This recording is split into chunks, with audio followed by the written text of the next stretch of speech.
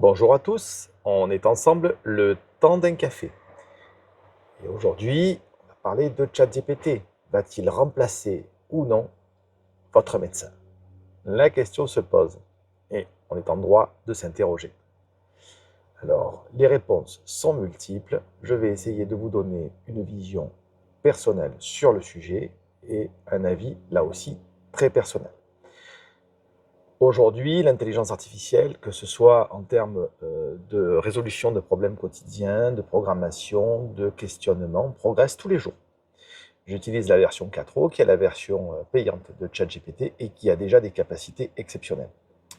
La version suivante, la O1, qui, elle, est doublée d'un raisonnement qui se rapproche plus d'un raisonnement humain que d'un raisonnement conditionnel, a des capacités d'interprétation bien supérieures. D'ailleurs, on a pu le voir, ils ont soumis les deux intelligences à un examen spécifique et 4O avait eu un taux de réussite inférieur à 20%, alors que O1 a eu un taux de réussite supérieur à 80%. C'était un examen mathématique. Il faut savoir que la 4O, si j'ai bien compris le fonctionnement, répond à des problèmes mathématiques de manière conditionnelle et statistique, pas de manière réfléchie. Alors que la version suivante, elle, réfléchit à un résultat par rapport à des solutions qu'un cerveau humain pourrait trouver avec le même cheminement. Aujourd'hui, la question, c'est est-ce que cette intelligence artificielle va remplacer votre médecin généraliste ou votre spécialiste? La réponse est oui, peut-être. Et je dirais même, espérons-le. Alors, quand j'entends un remplacement, j'entends pas un remplacement au sens complet. J'entends une assistance de l'intelligence artificielle. On le voit déjà pour certaines IA qui sont entraînées à diagnostiquer des cancers et qui s'avèrent par recoupement bien plus performantes qu'un humain ne le saura jamais. Pourquoi? Parce qu'une intelligence artificielle est capable de recouper des millions et des millions et des millions de données qu'on lui aura données à analyser. Et ces millions et ces millions de données qu'on lui aura données à analyser permettront à l'IA d'interpréter et de diagnostiquer des potentielles maladies bien mieux et de manière bien plus fiable qu'un humain ne pourrait le faire. Parce qu'il n'aurait ni le temps, ni l'assiduité, ni la concentration suffisante sur le long terme pour pouvoir analyser autant de données en même temps. C'est propre à l'homme. Alors, est-ce que moi, ça me gêne qu'une intelligence artificielle soit remplace ou assiste, en tout cas dans un premier temps, mon médecin? Je dirais que non.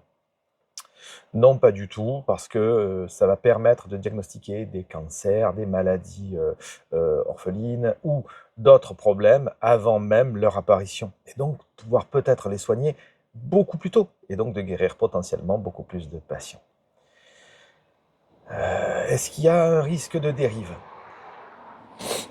Je dirais oui, comme dans tous les systèmes, il y en a un potentiel, il existe, mais il est lié à l'homme, pas à l'intelligence artificielle elle-même. Il ne faut pas oublier que la vision apocalyptique de l'intelligence artificielle qu'on a aujourd'hui, elle est en grande partie liée à notre culture. Elle est liée au cinéma, elle est liée à notre passé culturel. Pourquoi? Parce qu'on a la vision de l'intelligence artificielle comme celle de HAL 9000 dans 2001, l'Odyssée de l'espace, qui se corrompt et qui va finalement devenir plus humain qu'un humain et va tenter de tuer et va tuer une partie de l'équipage, à l'exception de Dave.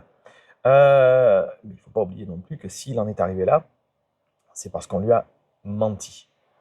Ceci étant dit, on a eu aussi la version Terminator 2 avec Skynet.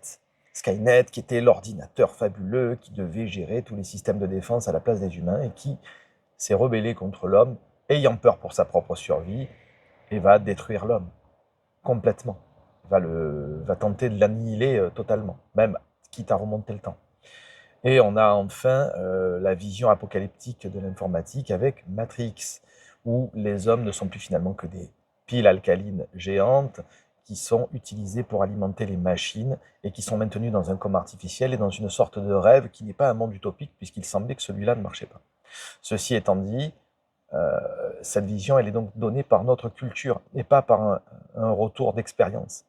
Moi, je suis quelqu'un de pragmatique et j'attends de voir. Aujourd'hui, grâce à la technologie et à la science, ma condition physique, ma condition personnelle ont beaucoup évolué. Je me dis que grâce à l'intelligence artificielle et au diagnostic qu'elle pourrait porter sur le plan médical, ça pourrait être le cas.